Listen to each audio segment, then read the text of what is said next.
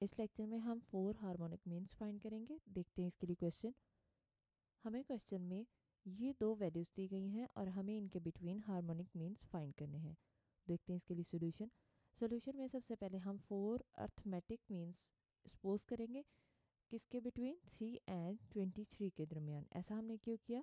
क्योंकि हमें ये हार्मोनिक मीन्स दिए गए हैं और हार्मोनिक मीन्स रेसिप्रोकल होते हैं अर्थमेटिक मीन्स के। तो इसलिए हमने इनका दोनों का रेसिप्रोकल लिया और इन दोनों के बिटवीन जो कि 3 और 23 आया, इनके बिटवीन हमने 4th अर्थमेटिक मीन्स सपोज कर लिए। अब हम इन 4 अर्थमेटिक मीन्स की वैल्यूज़ फाइंड करेंगे और फिर उनका रेसिप्रोकल ले लेंगे तो हमारे पास अर्थमेटिक मीन्स आ जाएंगे। तो अब इसको सॉल्व करते हैं। तो इसके लिए हम इसको अर्थमेटिक प्रोग्रेशन में लिखेंगे, यानी पहले 3 आएगा, फिर हम ये 4th अर्थमेटिक मीन्स लिख दिया और फिर हमने 23 लिख दिया। ये अगर अर्थमेटिक प्रोग्रेशन है तो इसमें हमारे पास फर्स्ट वैल्यू A1 होगी जो कि 3 है, और ये 23 कौन सी टर्म है हमारे पास? ये हमारे पास 6 टर्म है, और 6 टर्म को हम कैसे लिखते हैं? A1 + 5D = 23 आ जाएगा। ये हम 6 टर्म को लिखते हैं क्योंकि an इक्वल होता है A1 + n-1 इंटू डी के इक्वल, इसलिए इसको हमने ऐसे लिखा। A1 की वैल्यू पुट कर देंगे 3, और ये 3 दूसरी साइड पे जाएगा माइनस हो जाएगा तो 20 बचेगा। 5 दूसरी साइड पे जाके डिवाइड हो जाएगा तो डी की वैल्यू कितनी आ गई? 4। ये हमारे पास डी की वैल्यू आ गई है। A1 की वैल्यू हमारे पास ऑलरेडी थी। तो अब हम सारे मीन्स फाइंड कर लेते हैं। फर्स्ट A1 मीन फाइंड करते हैं, फर्स्ट अर्थमेटिक मीन, जो कि हमारे पास किसके इक्वल होता है? सेकेंड टर्म में हमारे पास ये सेकेंड टर्म के इक्वल होता है, और सेकेंड टर्म को हम कैसे लिख सकते हैं? A1 + D।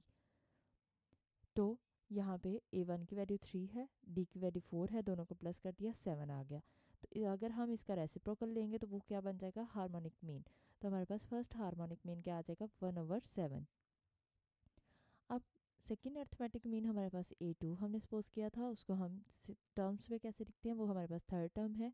थर्ड टर्म को A1 + n-1 इंटू डी के फॉर्मूला से क्या लिखते हैं? A1 + 2D। तो यहाँ पे 3 A1 की वैल्यू, 4 डी की वैल्यू, और इसको सॉल्व करने के बाद कितना आ गया? 11। तो रेसिप्रोकल लेंगे, हार्मोनिक मीन कितना हो जाएगा? 1/11। सिमिलरली हम A3 को सॉल्व करेंगे, किसके इक्वल होगा? A4 के इक्वल होगा। इसको हम A1 + 3D लिख सकते हैं। दोनों वैल्यूज पुट करेंगे A1 की और D की, और सॉल्व करने के बाद 15 आ गया। और इसका reciprocal harmonic mean, third harmonic mean आएगा जो कि 1/15 हो गया। फोर्थ अर्थमेटिक मीन किसके इक्वल है? फिफ्थ टर्म है वो हमारे पास, और फिफ्थ टर्म को हम लिखते हैं A1 + 4D। तो यहाँ पे हमें A1 और D की वैल्यू पुट करेंगे, 19 आ जाएगा इसका आंसर। और फोर्थ हार्मोनिक मीन हमारे पास 1/19 आ गया। इसका मतलब 4 हार्मोनिक मीन्स हमारे पास कौन कौन से आ गए? 1/7, 1/11, 1/15 एंड 1/19। ये हमारे पास 4 रिक्वायर्ड हार्मोनिक मीन्स हैं।